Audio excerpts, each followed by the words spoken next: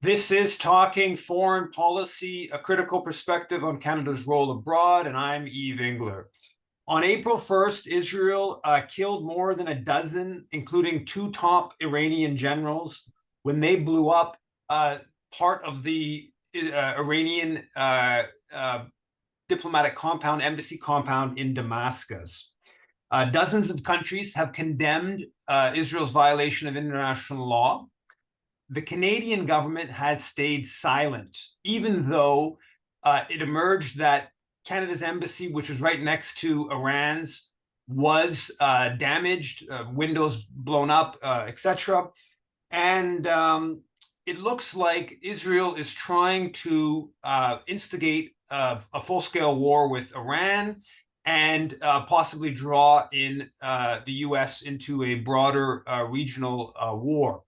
To discuss this, I have Dimitri Lascaris, who is a Canadian peace activist, a former contender for the leadership of the Green Party, and who just went on a 5-week tour of the Middle East. First of all, thanks a lot for coming on, Dimitri. And what do you make of Israel's recent attack in Syria against Iranian consular building?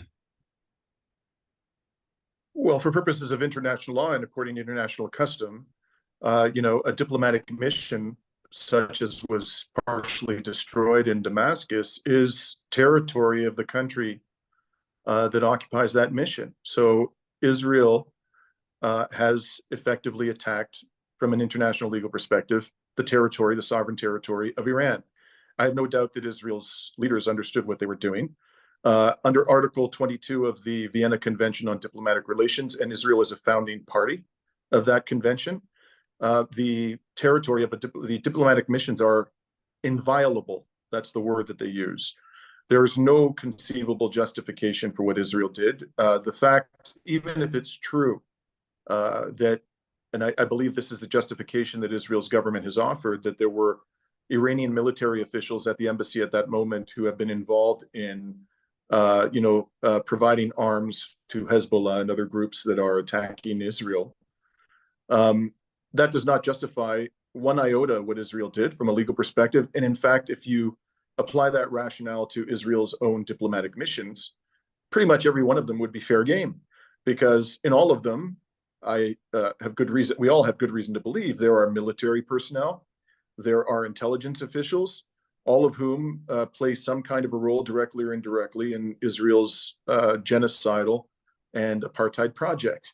So if we take Israel's reasoning to its logical conclusion, pretty much every Israeli diplomatic mission in the world is fair game. Obviously, any person of conscience and any competent international lawyer would reject that reasoning. And so how do you see this in the context of the broader geopolitical dynamics? And to me, the fact that the Canadian government stays quiet, even when Canadian embassy property was destroyed, I should say that the Canadian embassy has been closed in Damascus for a bit more than a decade, but it still is, the property of the Canadian government, and there's still apparently Canadian officials that have gone there over the years and stuff like that. That to me, this is part of the whole impunity that Israel is given to violate international law, and Israel looks like they're trying to escalate. And Iran has said they're going to react to this; they are going to respond. And then the Israelis have said, "Well, if you respond, we're going to bomb Iran." And then the Americans have jumped in and said, "We're supporting Israel." So, how do you see the sort of broader kind of geopolitical context of this? I think the only rational inference that you can draw from Israel's conduct, not just in terms of this strike, but in the months leading up to this strike on the Iranian mission in Damascus, is that they are trying to provoke an attack from Iran or from other, groups that are alleged to be proxies of Iran, such as Hezbollah, that would provide the Biden administration and other Western governments with the justification which they would need in order to convince their constituents that the United States should become involved directly in a major war against Iran, which would have not only absolutely devastating impacts on the people of Israel, the people of West Asia generally, but would also have a devastating impact on the global economy, given, its reliance upon fossil fuels from the region of West Asia. That's what's going on here. If you look back, to the beginning of, the genocide itself is in many ways a provocation, the genocide that's being perpetrated upon the Palestinian people. But ever since then, Israel has been stepping up its attacks. For example, in Lebanon, it started by attacking South Lebanon, expanded the attacks to the Bekaa, to areas that are reputed to be strongholds of Hezbollah. And then, just before I left Lebanon, they launched an attack on northern Lebanon, which is the part of the country that is furthest away from the Israeli border. So they are clearly acting in a way, and they must know this, that is designed to cause Hezbollah to intensify its attacks and launch attacks deeper into Israel. They must know this, and they must know that they put Iran now in a position where it has to respond militarily in some quite dramatic way, because if it doesn't, it's basically giving a green light to Israel to attack with total impunity Iranian targets, even when it amounts legally to attack on the sovereign territory of Iran.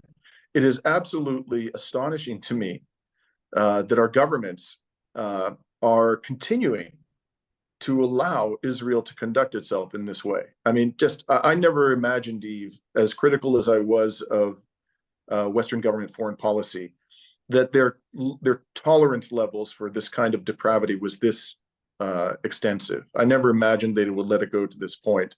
And at this stage, I don't see any indication that they've reached the limit of their tolerance. And this is extremely dangerous for us all. Yeah, today on the front page of the Globe and Mail, they had a piece about Lebanon, about people in northern Israel, basically on the border with Lebanon, demanding a full-scale attack against Hezbollah, against Lebanon.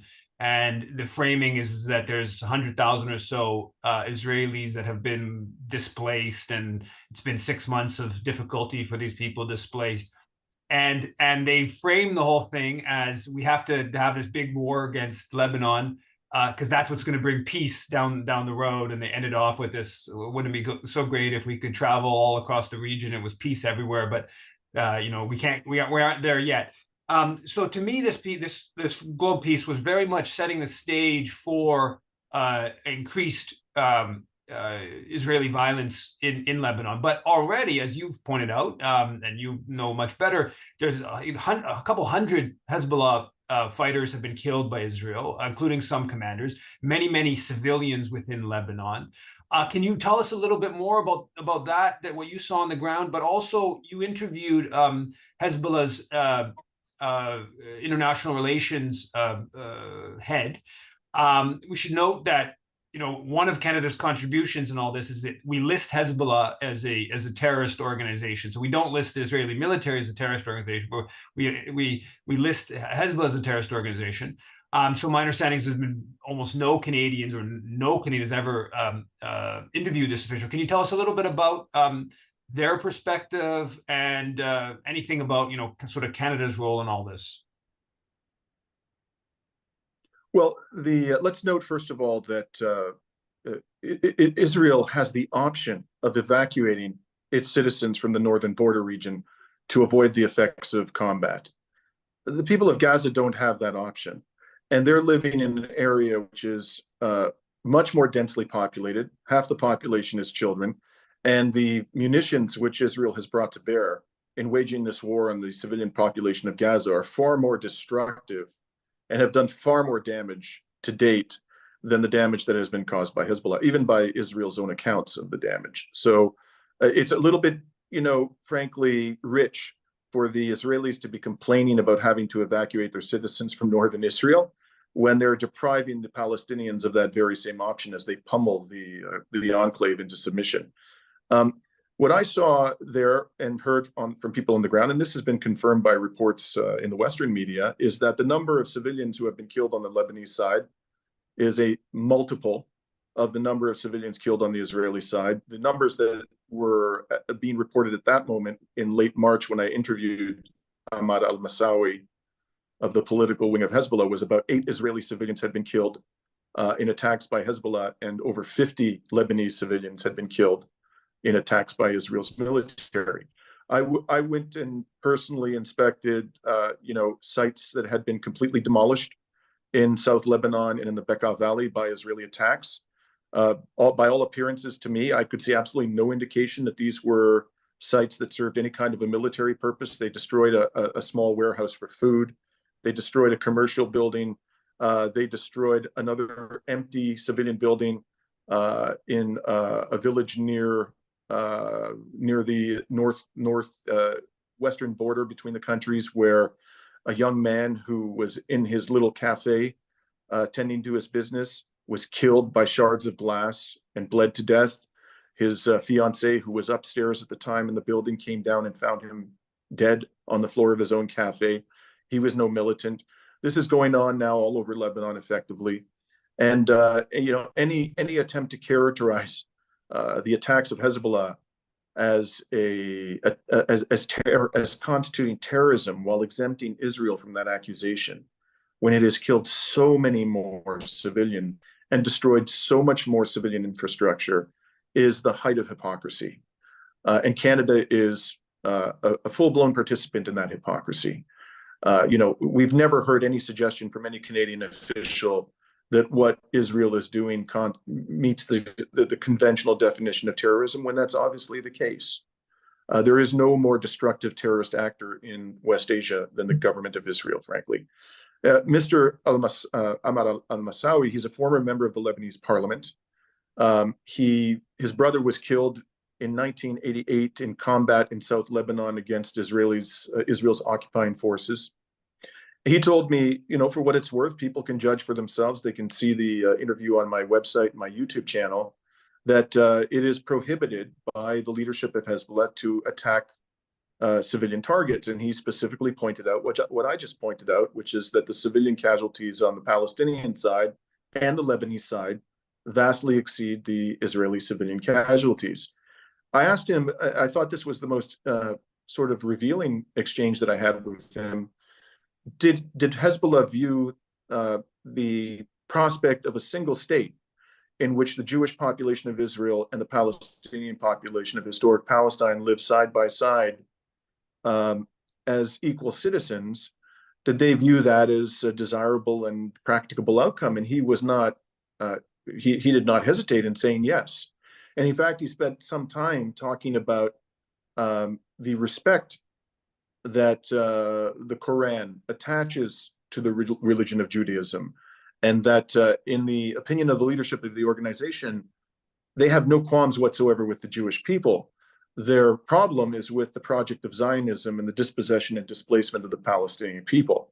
And if they were able to deal with a Jewish Israeli population that was not driven by the Zionist project, they could coexist peacefully. He was very clear about that, and I found his answer to be, again, for what it's worth, quite sincere. So I think that, and the reason why I did this interview, Yves, I knew full well that there were going to be people in the West, particularly in the mainstream political and media discourse, who would take exception to anybody interviewing a Hezbollah official. I did this because I want, as I'm sure you do and many of the people who are listening to this conversation, to avoid a broader war. And we are not going to avoid a broader war if we do not engage in some level of civilized discourse with the people against whom we could find ourselves in a devastating war. We need to have these conversations. We need to try to listen to them and to understand whether they may have some legitimate grievances, whatever we may think of their methods. And if we don't do that, we're going to end up in a much worse place than we were after the criminal invasion of Iraq by the Bush administration. That's where this is heading. Yeah, and one of the sort of fronts in what seems to be increasingly a broader regional war is the US and UK have been bombing Yemen. My understanding that at least 150 strikes over the past 3 months or so. Some have said it's actually into the couple times that. The Houthis, or Ansar Allah, as they're, I think, prefer to be known, say that dozens, I think 30 some odd civilians have been killed in Yemen. And Canada's not part of the main bombing forces, but it is part of the operation. I think they're calling it Protective Guardian, and which the Houthis or Ansar Allah say that they are stopping Israeli ships and to put pressure on Israel to stop its horrors in Gaza. So Canada is contributing a little bit of military support and some diplomatic backing of the U.S. UK strikes. It's my understanding when you were in Israel, you went to the port in Eilat, and can you just tell us a little bit about what you saw there, and also, maybe sort of your perspective on that kind of broader question of what's going on with Yemen as well? So Eilat is the only Red Sea port that Israel has. It's on a narrow sliver of coastline. On one side is the Jordanian port of Aqaba, and on the other side of this port is the Sinai Desert of Egypt. And it's not the most important port in Israel. Haifa is a substantially more important port, but it is quite important. And I did go down there strictly for the purpose of seeing what effects the attacks of Ansar Allah were having. And what I found was effectively a ghost port. So I was there for 24 hours. I went to the offloading areas of the docks where commercial ships and tankers come in. I didn't see anybody working, no employees whatsoever at the docks. I had a clear view of the facilities. They were literally devoid of any kind of activity. There were no commercial cargo ships and no tankers in the territorial waters of Israel. And in fact, I didn't see any in that entire Bay Area, which also encompasses Jordanian and Egyptian territorial waters. There were simply none. That was on the first day that I arrived. The next day in the morning, I did see a cargo ship and a tanker, but one of them went to the port of Aqaba, and the other one seemed to be heading south through the Red Sea and didn't seem to be heading in the direction of the port of Eilat. Just before I arrived, the director of the port of Eilat announced that the port had seen an 85% reduction in maritime traffic. This was in December. Shortly after I departed, they announced that they were laying off 50% of the port workforce because of the complete absence of any business in the port. I also noticed when I was there, this is a significant tourist destination in Israel. There was almost no activity whatsoever in the tourist parts of Eilat. This is clearly having a very devastating impact economically. So Ansar Allah, what you may think again of it, is actually having an impact on the Israeli economy, its attacks. And they've been very clear, Yves, and I don't think there's any credible reason to doubt the truth of what they're saying. They will stop the attacks the moment that the genocide in Gaza is stopped.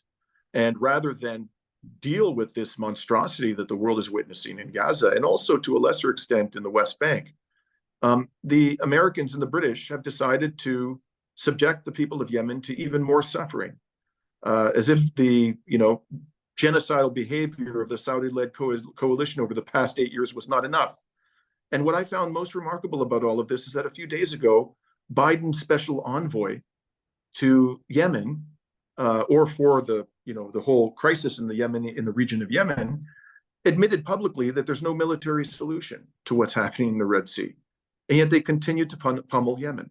And there's no indication that they're going to stop. They've been having every week these gigantic protests in Sana'a. They post videos of them. They come out in numbers that you don't see in protests typically in the West, and they shout defiance at the West, and there's absolutely no indication. The attacks on military vessels of Western nations in the Red Sea continue. They continue to strike at some commercial vessels. There is no military solution to all of this, and the humane and rational thing to do is bring an end to the genocide in Gaza if you're really interested in restoring commercial traffic to the Red Sea. While the Ansar Allah, they respond to genocide by trying to bring in some economic pressure. The Canadian government responds by speeding up arms permits for weapons companies selling to Israel. I think we'll leave it at that. Thanks a lot for coming on to talking Canadian foreign policy. Thank you, Yves. Always a pleasure.